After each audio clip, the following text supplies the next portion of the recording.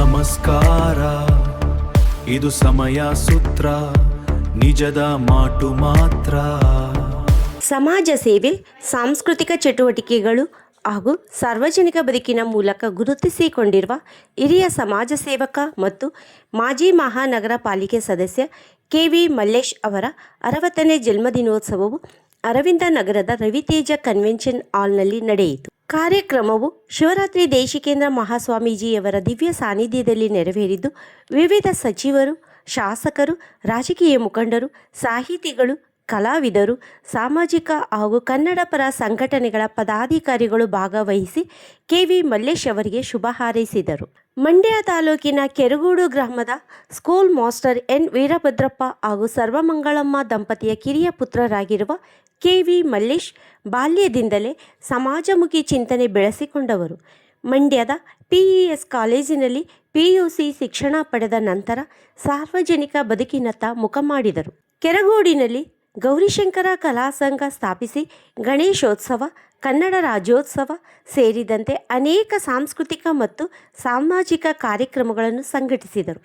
ಗ್ರಾಮದಲ್ಲಿದ್ದ ಆಳಾದ ಚೋಳರ ಕಾಲದ ಚೆನ್ನಕೇಶವ ದೇವಾಲಯವನ್ನು ಯುವಕರ ಸಹಕಾರದಿಂದ ಶ್ರಮದಾನದ ಮೂಲಕ ಜೀರ್ಣೋದ್ಧಾರ ಮಾಡಿದ್ದು ಅವರ ಪ್ರಮುಖ ಸಾಧನೆಗಳಲ್ಲಿ ಒಂದಾಗಿದೆ. ನಂತರ ಮೈಸೂರಿಗೆ ಬಂದ ಕೆ.ವಿ. ಮಲ್ಲೇಶ್ ಸ್ಥಳೀಯ ಮಿತ್ರರೊಂದಿಗೆ ಅನಿಕೇತನ ಸಂಘ ಸ್ಥಾಪಿಸಿ ಹಲವು ಸಮಾಜಮುಖಿ ಕಾರ್ಯಕ್ರಮಗಳನ್ನು ರೂಪಿಸಿದರು. ಅವರ ಸೇವಾ ತತ್ಪರತೆ ರಾಜಕೀಯ ಕ್ಷೇತ್ರದಲ್ಲೂ ಗುರುತಿಸಿಕೊಂಡು 2 ಬಾರಿ ಮೈಸೂರು ಮಹಾನಗರ ಪಾಲಿಕೆ ಸದಸ್ಯರಾಗಿ ಆಯ್ಕೆಯಾಗುವಂತೆ ಮಾಡಿತು. ಹಣಕಾಸು ಸ್ಥಾಯಿ ಸಮಿತಿಯ ಅಧ್ಯಕ್ಷರಾಗಿ ಕಾರ್ಯನಿರ್ವಹಿಸಿದ ಅವರು ಜನಪರ ಆಡಳಿತಕ್ಕೆ ಹೆಸರಾಗಿದ್ದರು. ಕುವೆಂಪು, ಬಸವಣ್ಣ, ಬುದ್ಧ ಮತ್ತು ಅಂಬೇಡ್ಕರ್ ತತ್ವಗಳಿಗೆ ಬದ್ಧರಾಗಿರುವ ಮಲ್ಲೇಶ್ ಅವರು ಸಾಂಸ್ಕೃತಿಕ ಚಟುವಟಿಕೆಗಳ ಮೇಲೂ ಅಪಾರ ಆಸಕ್ತಿ ಹೊಂದಿದ್ದಾರೆ.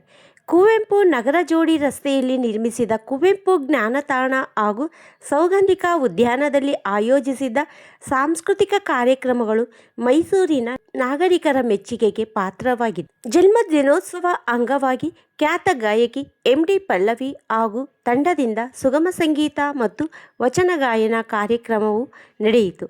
ಕಾರ್ಯಕ್ರಮದಲ್ಲಿ ಭಾಗವಹಿಸಿದ್ದ ಗಣ್ಯರು ಕೆ.ವಿ. ಮಲ್ಲೇಶ್ ಅವರ ಸರಳತೆ, ಸ್ನೇಹಪರತೆ ಹಾಗೂ ಸೇವಾ ಮನೋಭಾವವನ್ನು ಶ್ಲಾಘಿಸಿದರು. ಕೆ.ವಿ. ಮಲ್ಲೇಶ್ ಸ್ನೇಹ ಬಳಗ ಹಾಗೂ ಅನಿಕೇತನ ಸೇವಾ ಟ್ರಸ್ಟ್ ವತಿಯಿಂದ ಕಾರ್ಯಕ್ರಮವನ್ನು ಆಯೋಜಿಸಲಾಗಿತ್ತು. ಬಂಧುಗಳು, ಮಿತ್ರರು ಹಾಗೂ ಅಭಿಮಾನಿಗಳು ದೊಡ್ಡ ಸಂಖ್ಯೆಯಲ್ಲಿ ಭಾಗವಹಿಸಿ ಶುಭ ಕೋರಿದರು.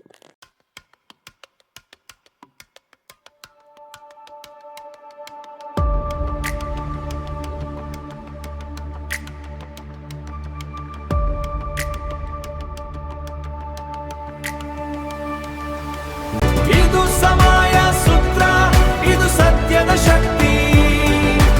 ಇದು ಸಮಯ ಸೂತ್ರ, ಇದು ಸತ್ಯದ ಶಕ್ತಿ.